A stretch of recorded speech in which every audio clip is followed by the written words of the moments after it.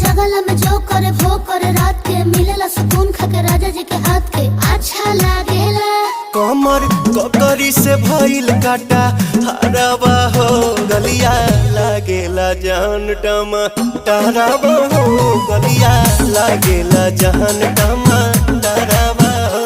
कहे तोर गया तुझको मैं पार करना अपने खाला पहले हम के खिया करना तबे भइल बा कमरिया मोर चाह करना तबे भइल बा कमरिया मोर चाह करना चाह करना।